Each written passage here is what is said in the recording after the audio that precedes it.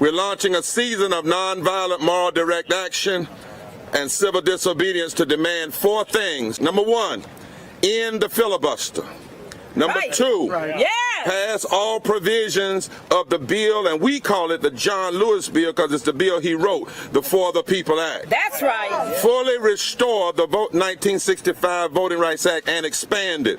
Yeah. Yes. And number 4, raise the federal minimum wage to $15. Yes. We invite partners and all people who believe in justice and democracy to join us in this critical moment in history to save the soul and the body of this democracy and this nation. Yeah. Everybody's got a right to live. Everybody's got a right to live. And before this campaign fails, we'll all go down to jail. Everybody's got a right to live. I survived COVID with pneumonia. I hurt like hell. My body burns. Medicaid won't pay for the non-invasive therapy to deal with the cells attacking my body. I lost my job. I lost my insurance. I lost my health care. Everybody's got a right to live. Everybody's got a right to dream. Everybody's got a right to love. Everybody's got a right to learn. Everybody's got a right to live. Everybody's got a right to do. We have health care system built to violate and ignore poor people. It is violence. Yes. This is why we need a season of non-violent moral direct action now to battle this violence with non-violence. Yeah. Everybody's got a right to live. Everybody's got a right to live. And before this campaign fails, we'll all go down to jail. Everybody's got a right to live. Everybody's got a right to live.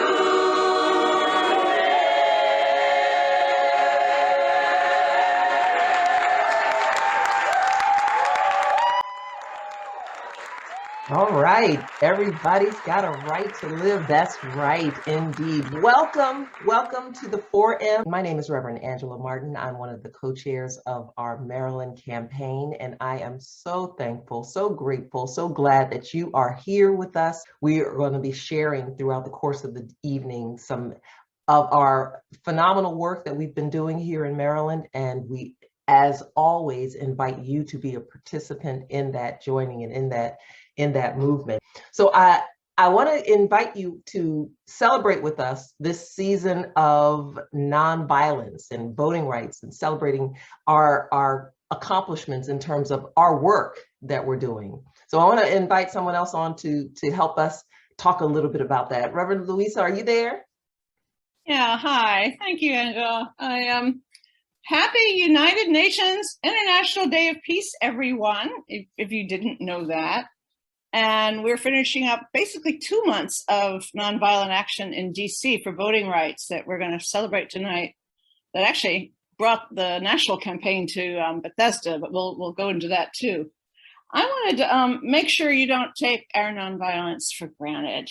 So I have some history. I have some misconceptions a lot of us might have had, I've had, I assume others have, and a challenge for how we live this thing and practice this kindness to ourselves and others and get ready for next June, the next March on Washington. So we've got 9 months to get into our way of being in the world, a nonviolence that can go to Washington and show people another way.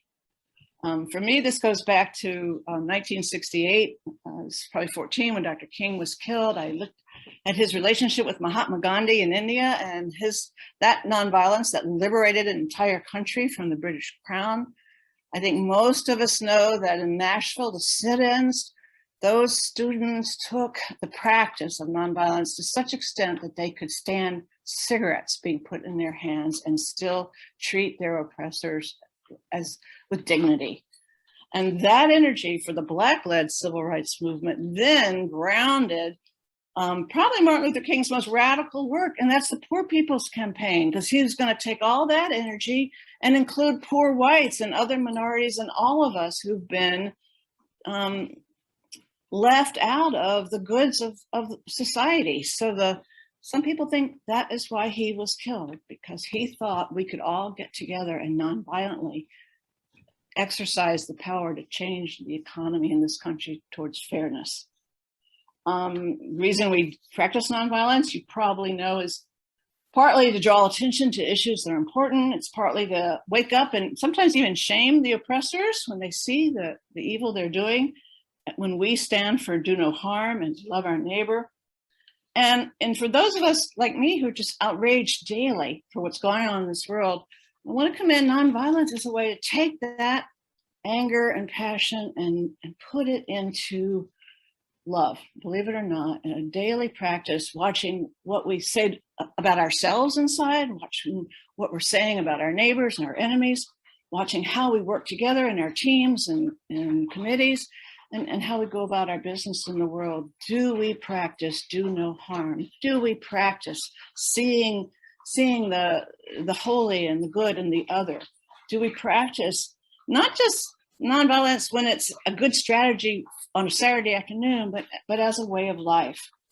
I want to just kind of point out, oh Lord, I think that's my, I'm going to go outside, I think. And Sister Angela and I are going to read you the commitment she and I both read and signed for taking part in civil disobedience in Washington in July and August. But before we read those words, which may sound familiar, I want to make sure you know we're talking not about non-violence, not violence. We're talking about non-violence as a whole one-word way of life for courageous people. Not about being passive, it's about being active. It's not a strategy or a principle, it's both. It's the principle of love, and it works as we organize in our teams, in our neighborhoods, in our communities, in the states and country. It's a way of life seeking information and reconciliation. And having said all that, I hope that's background so that you can hear these words from the commitment to nonviolence that Reverend Angela are going. But I am now outside, so I have to pull up the script, Angela. I'm sorry. No worries, no worries. I'm first. And the first covenant principle of our covenant is I will act with respect towards all. Nonviolence is a way of life for the courageous people, and it is active resistance to the interlocking injustices we face every day. It requires presence of mind and a profound moral and spiritual commitment to ending injustice. I will maintain my presence of mind and walk with dignity in my actions. 2, I will speak truth to power. Nonviolence seeks to win friendship and understanding. I will confront those who disagree with our position using grace, intelligence, truth, and compassion, and still never compromise my principles. I will seek to defeat injustice, not people. Nonviolence recognizes that we all are impacted by systemic root causes of injustice. I will not humiliate my opponent, but call forth the good in them and challenge them and our society to live up to our true potential. I will accept the consequences of my actions for justice. Nonviolence prepares us to accept the consequences of our actions without retaliation and to not respond violently, even to acts of violence. I will not resist arrest, use hostile language or insults, carry or use weapons, or make any threats of violence. I will walk in love. Nonviolence resists violence for both the body and the spirit and demands that we love our neighbor. Nonviolent love is active, spontaneous, unselfish, and generous, giving willingly even when it may be returned with hostility. I may wear a mask for the health and safety of myself and others. However, I will not otherwise obstruct my ability to tell my story about why the PPC is important to me in the public and in an accessible manner. I believe, against all other things, the universe is on the side of justice. Nonviolence is rooted in the belief that justice will ultimately win out against injustice, and all of our history is moving in this direction. I am committed to a movement, not a moment. Amen. The changes we seek require long hours of work, strength, courage, creativity, and commitment to an effort that is beyond any individual. And last but not least, nonviolence compels us to act in community. We can't do this alone. We must learn with and from others. We must build fusion, unity across lines of division, including those of race, ethnicity, class, sexual orientation, immigration and documentation status, gender and gender identity, and to prioritize, above all else, the leadership and demands of those most impacted by the injustice we face.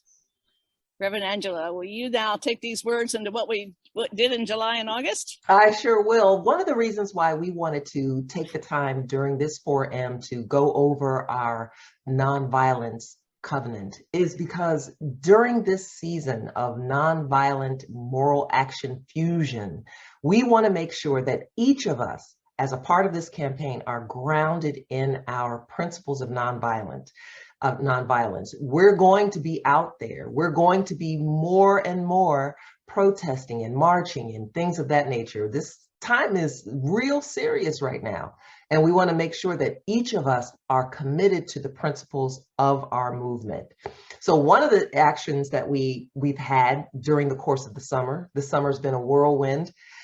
On July 12th, we had a massive national call-in to shut down the switchboards, even if necessary, what we did back then to just calling on Senator Manchin and Mitch McConnell to get rid of the filibuster on July 19th. There was an anniversary of the Women's Convention at Seneca Falls. Another yet event where we gathered in a nonviolent moral action movement in DC. And then on July 26th, all of the Senate offices, regardless of party, all across the country, even in Maryland, we went up to our senators' offices and we were there marching and protesting and showing and making our voices heard for them. And then on August 2nd, we culminated that with a moral march on Washington. Ministers and faith leaders joined together from all across the country. We came and converged on Capitol Hill to make our voices heard. We're going to be out there. And so that's why we wanted to make sure that we took a time to really go over our covenant of nonviolence. Because as we know, within the state of Maryland, we're having to really make our voices heard. And one of the ways that we make our voices heard was on behalf of the Bethesda African Cemetery Coalition. Now, if you haven't heard about the Bethesda African Cemetery Coalition, I want you to make sure that you get plugged into the BACC. Go to our Facebook page. There's information there on how this little tiny church, the Macedonia Baptist Church, had literally had their land stolen from them and their ancestors' bodies in cemetery being desecrated with a parking lot paved over them. This is some very important information, but it ties largely into the larger campaign of how systemically land is being stolen from small, poor, and low wealth communities all across this country and in Maryland. So we want to make sure that you take a look at this clip. That our ancestors, even though they are no longer with us, their spirit is alive all around us. I was moved by Isaiah 5, where it says, "Woe to you who add house to house and join field to field and pave over the dead." I know the people from Maryland, the kind of people that came from Maryland, like Frederick Douglass, like Harriet Tubman. They weren't just fighting, and your ancestors, they weren't just fighting for America for Black folk. They really wanted to be freedom for everybody.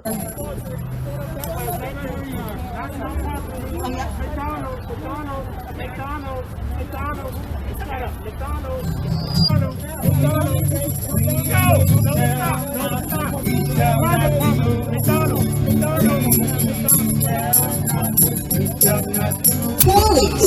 in this area. They quarried some of the stone that created a bunker in Rhode.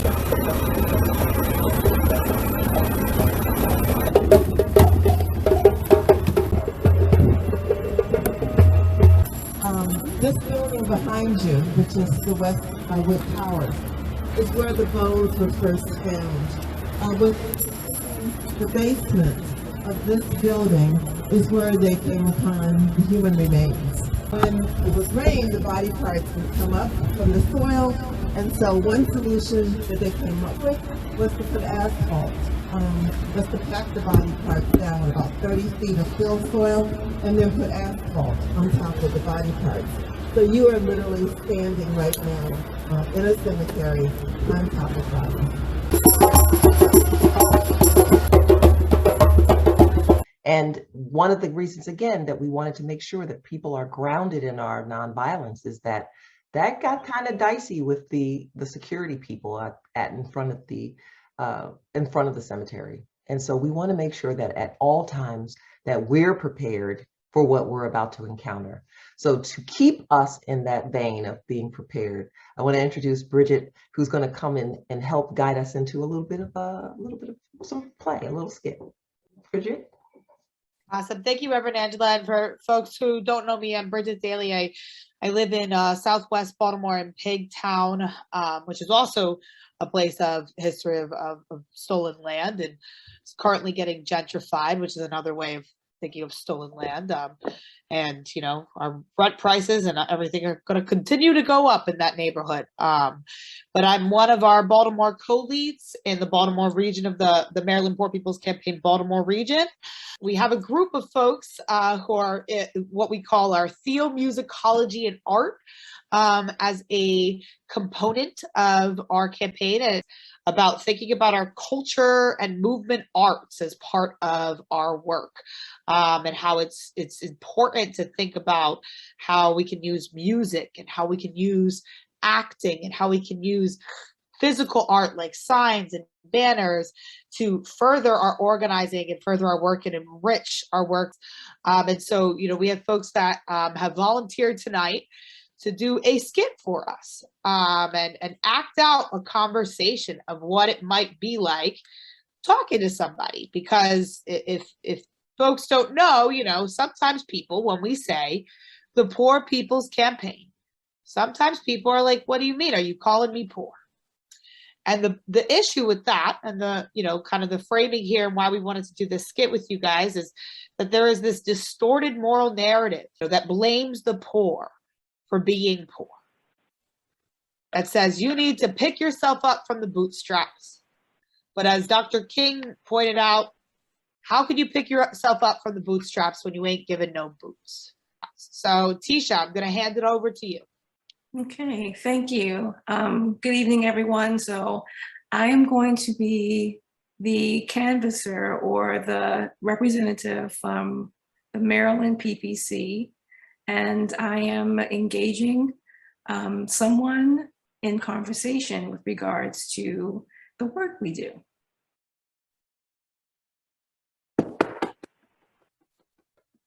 Hello? Yes. Can I help you? Can I help you? Sure. Hi, my name is Tisha Guthrie. I'm with the Poor People's Campaign of Maryland. Do you have a moment to talk? Well, why are you coming to my house talking about poor people? Well, just to give you a little information, the Maryland Poor People's Campaign is actually a nationwide initiative. The Poor People's Campaign was actually started by Martin Luther King. It was his very last initiative to galvanize people from all across the country, all barriers, all demographics, whether they be Black, white, gay, straight, whatever demographics that may typically divide us, and to galvanize us around the main issue, which is having the dignity and the resources to live and prosper in this country. So I'm just going around and yeah. Okay, but that's all right. That's I kind of like what you were saying there and everything, but there's no lazy people in this house. Everybody in this house works a lot. My son's got 3 jobs. I don't work anymore because I got Social Security, but you can't get Social Security unless you work. Mm-hmm. And that's what we do. We're working people. We work in this house. We're not lazy. Mm-hmm. So I don't know why you're coming around here talking to me. Okay, well, I thank you for that. So I know a lot of people have the same response. So you're definitely not by yourself with that. So just to get some more insight about your, what you're thinking, how would you qualify a poor person? Well, lazy. I mean, if the people are poor because they don't want to work. Mm-hmm. That's what happens. People, you just get these people who don't want to work, and and they complain because they don't have money and stuff because they don't work. I mean, we got to work a lot. We got to put in a lot of hours to pull the rent together and everything. But we go out and work. Right. And that's what we do.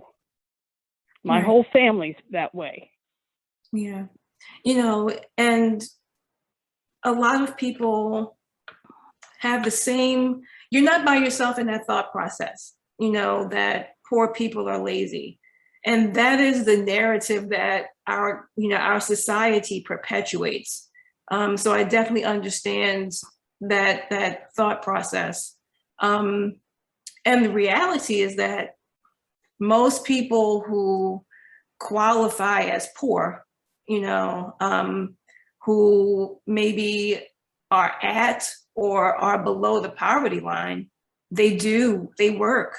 You may have actually worked beside some of those people. A lot of people, they're either underemployed or the wages they make just aren't substantial enough for them to actually maybe own a home or to pay their rent without using a subsidy. Here in Baltimore, 57% of renters are rent burdened, which means they pay more than 50% of their of their income in rent. And these are working people. So this is a narrative that our society has perpetuated. So it's really easy to believe that poor people are lazy or don't pull their weight or aren't trying hard enough. So may I ask you what you used to do for a living? Well, I used to have 3 jobs myself. I worked in a grocery store, and then I waitressed, and then I had this funny job where I knew this technician who used to go around with a mobile X-ray machine, and he'd go to people's business, to different hospitals and stuff, and take X-rays, and he needed somebody to help out with stuff, keeping his files and stuff like that. So I would do that for him. Yeah. Wow, you had a lot of jobs. Yeah, that's. Well, yeah. I mean, it's interesting listening to you because I didn't know all that stuff that you were saying, but it is true. We between me and I'm like I said, I don't work anymore, but my son's got 3 jobs. His wife's got 2 jobs, and it's still hard to put the rent together and stuff. That's what you say is pretty true. It's true. But like if we don't have enough money, we just go out and pick up another job, Right. And, just to ask a question, it sounds like you really did a lot to contribute to your community and, the state you lived in, and the country depends on people like you who work hard and who really, I'm sure that it sounds like the money you made, you put right back into the economy. Well, you know, we just keep plugging along. You know, it's not everybody thinks that waitressing is an important job or anything, you know, but what I did for the X-ray technician, I thought that people would consider that important, you know, because he had to take X-rays for people. Right. But I've had a lot of different jobs. Like I worked inside of a hospital one time, helping to bring meals around to the patients' rooms and stuff, and I figured that's pretty important. Yeah. Didn't pay a lot, but I you know, it felt good doing that kind of a job and helping people out. Yeah. I don't know that I'd want to be working in a hospital right now, but right. Yeah. But you know what you say is very important. I mean, it's important work and it's dignified work, you know. Any job worth having, any industry worth creating. I mean, if our economy feels that a job is actually worth creating, then it would follow that those people who fill those positions should be given the dignity of being able to take care of themselves and their families, you know? Well, I kind of agree with you about that. Yeah, I mean, you know, we do work hard, and we are trying to keep our family up and everything. Yeah. It's sometimes it's not so easy, you know. Trying to we got a lot of medical expenses and stuff lately, and hard to pay for those. Yeah, and it's, you know, it's. Yeah, I wonder how it feels to see your sons have to work so hard, you know, knowing how hard you've worked during your career. Yeah, because he's a good person, you know. He's a really good person, and he's trying to raise his kids right, and he's trying to, you know, keep his family together and everything. And he does work real hard, and I'm pretty proud of him. He's a good guy. Yeah, yeah. And, you know, it's just when you kind of see the numbers in our country and how the wealth has continued to float to the very, very top, and people like you and people like your son are having to work so hard to survive. And, you know, I'm sure you want to see your son be able to provide for his family and not be, you know, so worn out. And well, I think, you know, I know I figure most people work, you know, really hard too, but I have gotten upset a couple times recently, like when those two really super rich guys had to shoot themselves into space because they had so much money they didn't know what else to do with it. That I got upset about that. Exactly.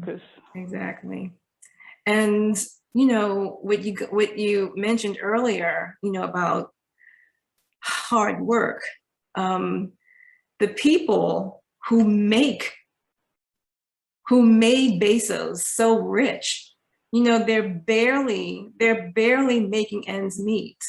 You know, many Amazon workers, they're on assistance. They're on public assistance. You know, they're on. Well, I know about that because my son worked for him for a couple of weeks. Oh yeah. But he got fired because he wasn't productive enough, because they wanted him to be working faster and faster, and he's got health problems, you know, and they fired him, and I got pretty upset about that. Rightfully so. Yeah.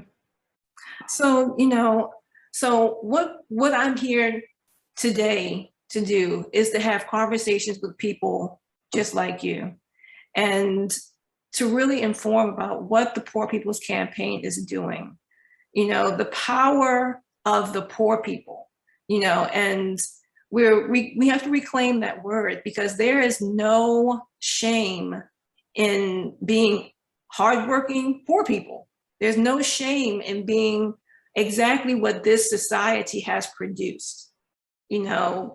People, there are over 144 million people who live at or below the poverty level. And I did not know that. That's a lot of people. Yeah, and those sometimes I think it's just us, Exactly. And that is what this society wants us to feel like. It's a personal failing and not a public problem. This is a public issue. It's not a personal problem. So what we espouse is that when people acknowledge that there's a common interest and that we are not alone and that we have the power, we can galvanize, we can use our voices, and we can call upon those people in positions to change legislation, those people who are in positions to redistribute the wealth. We can call upon them and say, look at us, we are the masses. We are the people who put you in these positions, and we need you. We call on you, we demand that you shift the momentum of this country and that you hear us and you see us, because we're not going anywhere. So I'd say I kind of agree about that. Yeah. So I would love to get your phone number and your contact information, just to be able to send you some information, some more information about the Poor People's Campaign. We have a couple of meetings coming up, and we would just love to get you involved, because people like you are, you are what give us our power, and you are what really make this country work. And if your grandchildren are going to have a future where they're not breaking their backs, to make menial wages, we have to galvanize and do the legwork. And I'm hoping you can join the ranks. So I'm not real fast about joining things and everything, but I would like to see your literature, and I'd come to one of your meetings. I'd be interested in hearing what you have to say. Yeah, I would. We would love to invite you. So what I'll do is I will get your email. I'll send you the information, and I would love to get your phone. Well, have your phone number. So I can follow up with you just to see how things are going. Hopefully follow up after you've attended the meeting, see how that felt for you, answer any questions, and see if you're ready to kind of get a little deeper into the weeds. How does that sound? All right, I'll try it. Awesome. So I talked a lot. Are there any questions you have for me? Because I would, if I can answer them, I would love to. Well,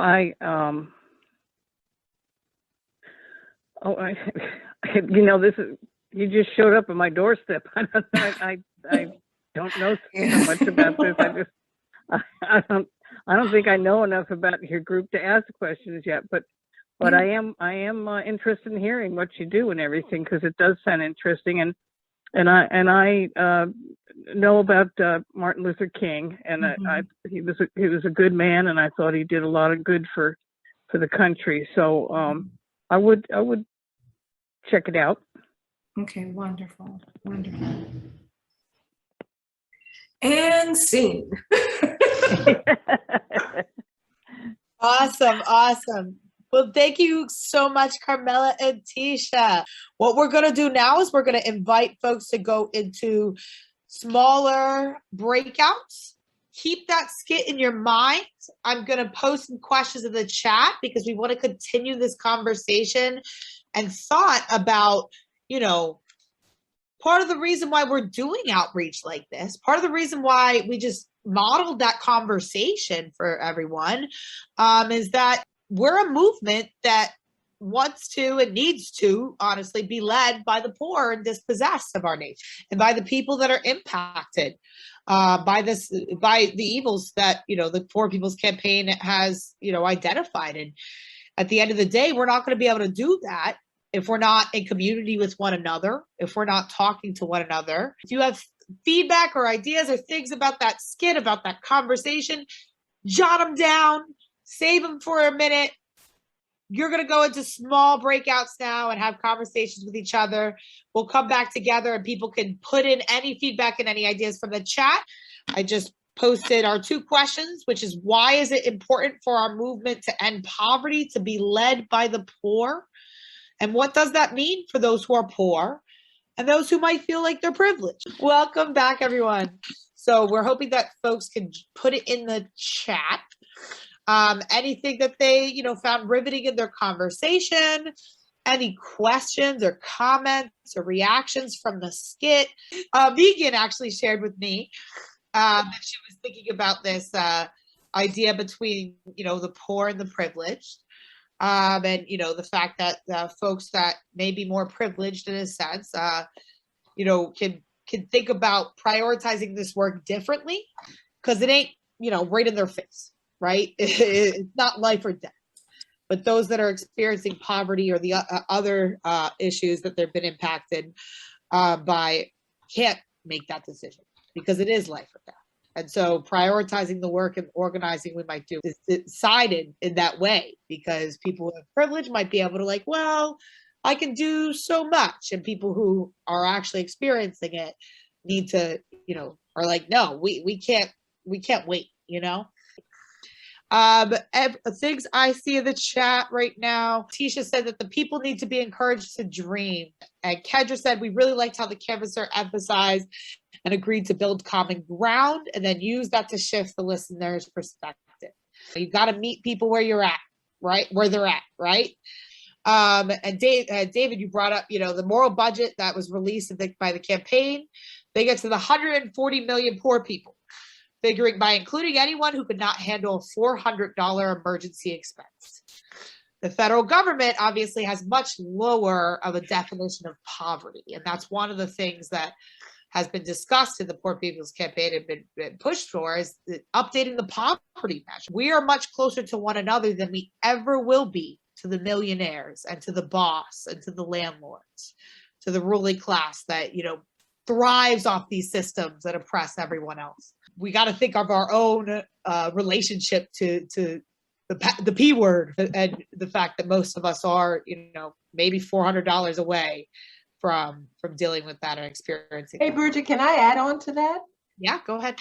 If you are not just $400 away, if you are financially insulated from a devastating illness, an accident, a layoff, if something happens, your home burns down, COVID co-pays of you staying in the hospital, having some sort of financial emergency for your kids or something of that nature. If you're financially insulated from having those things affect your life, then you probably don't consider yourself poor. But for the rest of us, I think we would lump ourselves in that arena of poor and low wealth, because many of us, if something of that catastrophic nature happened to us, many of us don't have that kind of social safety net to be able to bounce back and recover. Those are devastating situations that happen to people in real life, and there is no protection for many of us out here. So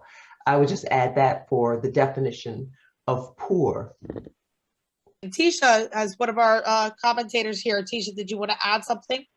Yeah, just to piggyback on what Reverend Angela just said. This was on This American Life, I believe. I think it was last year, and there were a couple of journalists who were in Paradise, California. And no, I'm sorry. I think this was actually a video that we watched in the University of the Poor. But there was a strategic measure taken to separate those people who had experienced the loss of a home during the fires from those people who were a regular part of the homelessness encampment, because they wanted to, the municipality wanted to make sure that these people knew they were different than those people who had already been experiencing homelessness.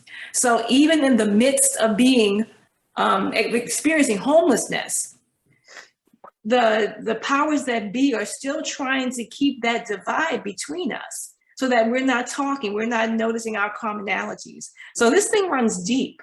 It's really deep, and it's as we're working for the power, for the good and to empower, other entities are working for the exact opposite. Like they're strategically working to keep us apart, as you mentioned earlier, Bridget. Yes, exactly, Tisha. I think that's exactly right. Any other last minutes of feedback? I see a bunch of things in this chat about this idea of, of asking folks more of like this concept of like dreaming, right? And thinking about like, there can be a world that is different, and expanding people's vision and mind on this. And how we might do that is also by asking them questions like Don is saying here, is like, why do you think these things are happening? Right? Why do you think there's, you have to work 3 jobs? This is all a great conversation that we could continue having probably all night, but at some point we do have to go to sleep. And so what I want to move us into is the next section here. So thank you so much again, Carmela and Tisha, for our great skit. Thanks to everyone who had awesome conversation and feedback into the conversations we're having in our breakout groups. But we're going to move into, a little bit of a briefing on what's happened here in Maryland. We're talking about all this organizing and all this work that we all need to do to live in this world, to live out this dream that we're trying to have, and the world that we want to live in. We need to organize to get there. You only get what you're organized to take, is the quote itself, and it was from the National Union of the Homeless. It's their slogan. And so when we think about organizing, we got to think about the fact that we're not going to have this world that we're all envisioning unless we organize. So, what folks recently here in Maryland have been doing is actually getting out there and doing some outreach and organizing and talking to folks on the ground. We actually have gone out there and done some real organizing.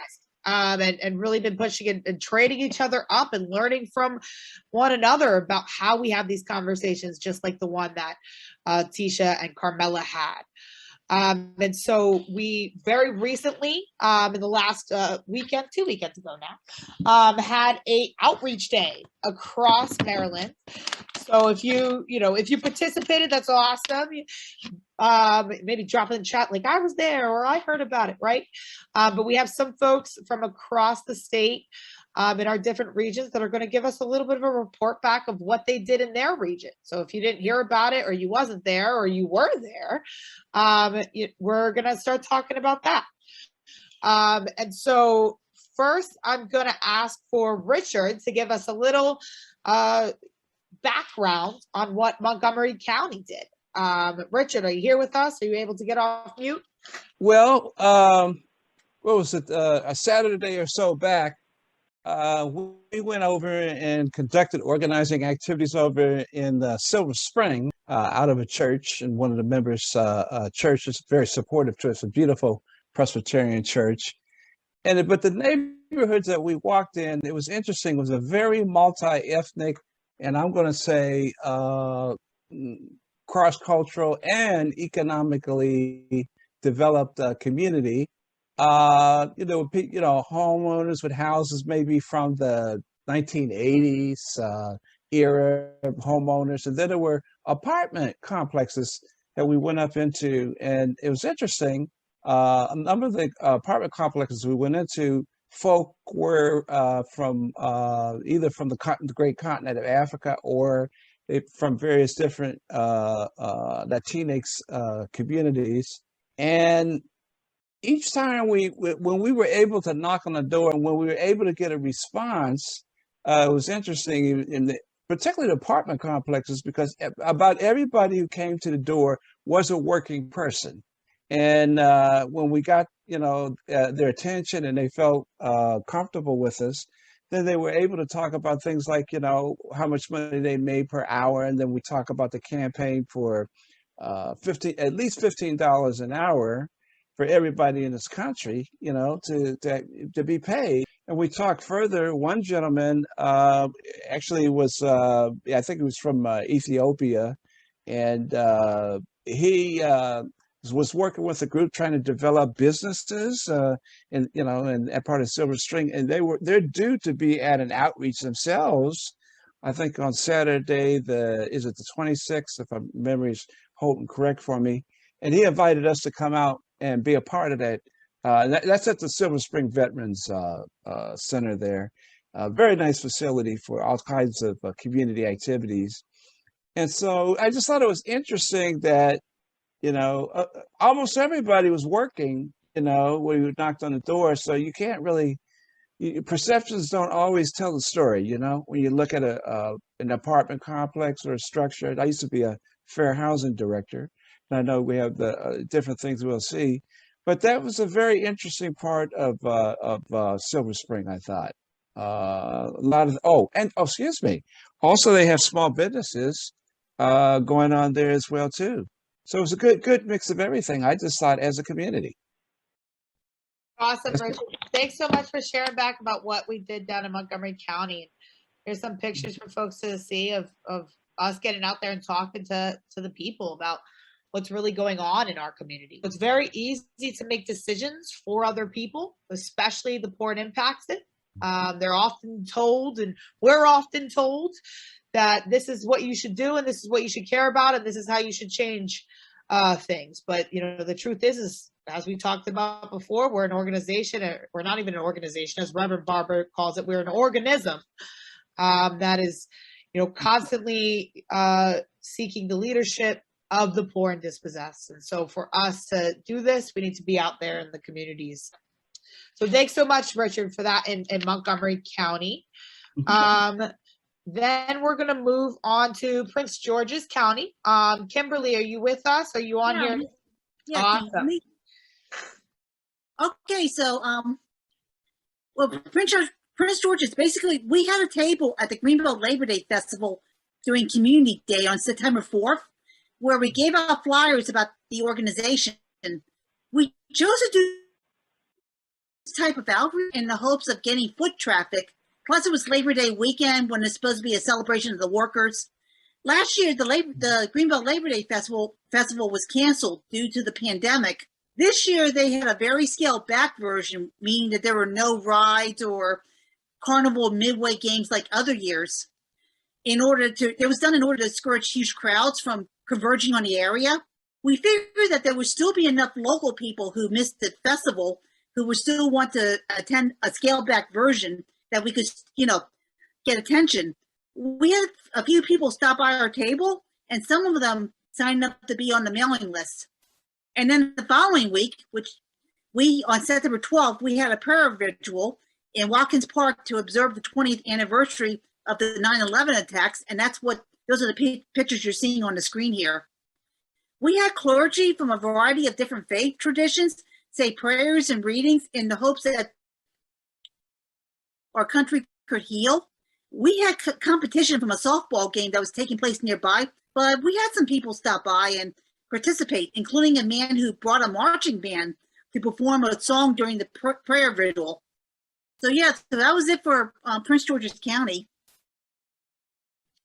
Yeah, that's awesome. Awesome. Well, thank you so much, Kimberly, and I'm glad that we were able to spread the important work down to Prince George's County.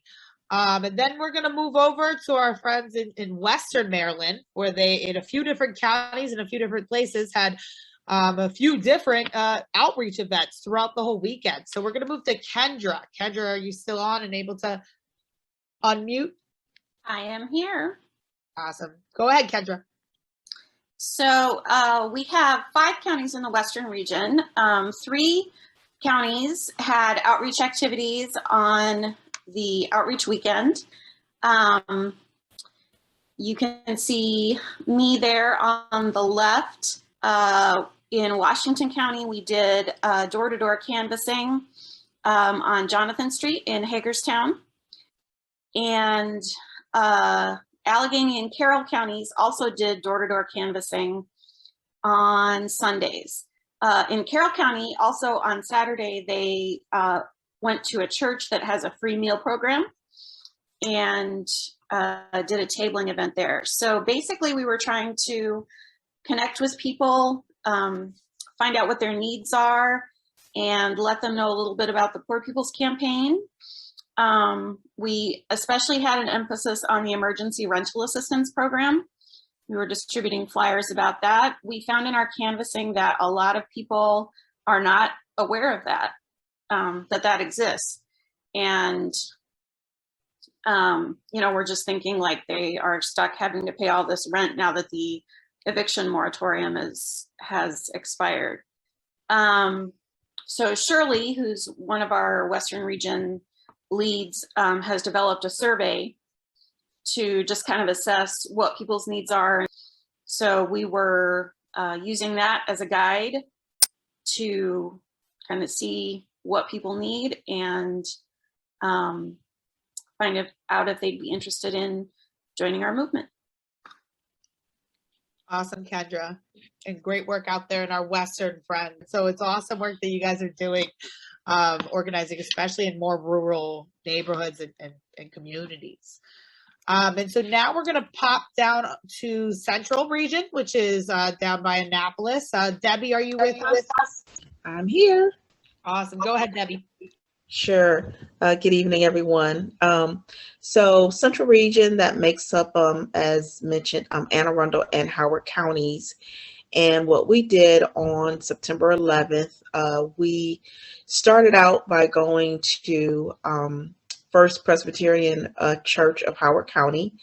And we went there first to meet, just to kind of make sure everybody knew what they were doing, where they were going, and to pass out materials. And then we broke up into groups and we went to 4 laundromats. 3 were in Howard County and 1 was in Anne Arundel County. And what we learned by going and talking with folks at the laundromat were some folks were willing to speak with us, some folks weren't. However, that the individuals that were willing to speak with us, they were able to share with us some of the concerns. And so we're able to learn about there were issues with finances due to loss of job, due to bankruptcy. There were some health issues going on as well. And so also there was a huge interest in the eviction, not the eviction, but the notice about or information about utilities help and rental assistance. There was a lot of need for that. Similarly, we had a cross-cultural group that we spoke with in all of the laundromats. So that was very interesting, and it was very helpful to have some individuals that knew how to speak Spanish, because that was very helpful in engaging with individuals. And we did have one person who they were very actually interested in the TMA. So got her name, and she really, at first she wasn't going to talk to us, but then when we started talking to her about the arts, she really perked up and talked to us for a while. And then there was another person who they were familiar with Reverend Barber, because Reverend Barber and this person, they're in the same fraternity. So they made that connection. And then there was another group, another individual who is doing similar type of work. and we made a connection with them. So we were very happy that we made connections with a number of people in the community. And it was a great outreach for Central Region. This was our first outreach. So the picture you see there is after we were done. We met back at First Baptist, that's my church, First Presbyterian Church of Howard County. And we just talked about and debriefed about the experience. So that's Central Region. Yeah, that's awesome. Last but not least that we're going to move into is what happened in Baltimore. And so I can share with you guys a little bit of what our outreach looked like. And basically, you know, we went out as a Baltimore crew and did some canvassing in a neighborhood called Harlem Park.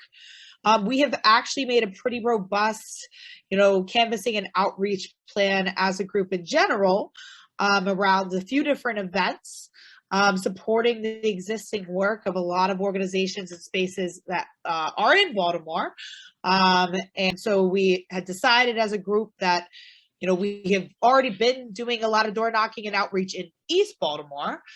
It's time to go back over to the west side. And so West Baltimore, this area that we met at is actually called Hope Garden. It's a community garden space run by some folks from the community there, as well as people that work with an organization called United Workers, which is a human rights organization in Baltimore.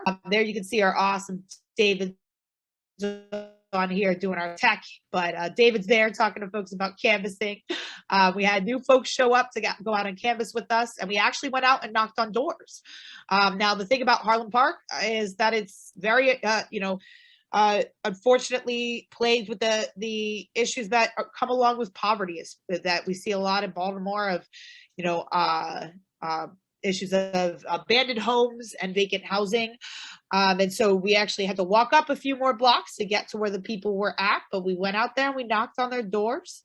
The survey that folks have referenced earlier that did a lot of questions about, what are the issues you're facing in the community, also regarding housing issues, especially with the housing moratorium. We asked people those questions and got a varied amount of answers. And, mainly the issues that were coming up in that community was problems with illegal dumping and trash issues, which we know is very deeply connected oftentimes with the eviction crises, because people aren't throwing out couches and beds because for the hell of it, they're doing it because they're getting evicted. So that was one issue. There was also the issue of this being in a food desert, and so food insecurity being a big problem, and folks not having access to food and ability to get there.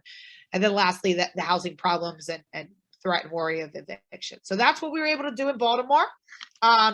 And so, we are trying to be on time tonight. And so we are going to play a video. We want to end and come together in song of a video of us singing a song together in Baltimore. And what we started our outreach day, one of our theomusicologists and movement arts culture folks that is not here tonight, that actually inspired us that day to come together and sing a song. And so we want to share that with you guys.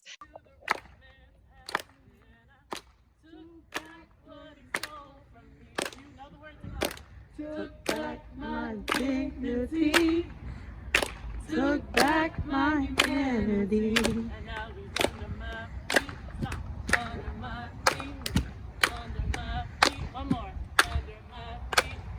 Ain't gonna let the system walk all over me. What should we do, Governor? Yeah. Went down to the governor's house and I took back what he stole from me. I took back my dignity. I took back my humanity. And now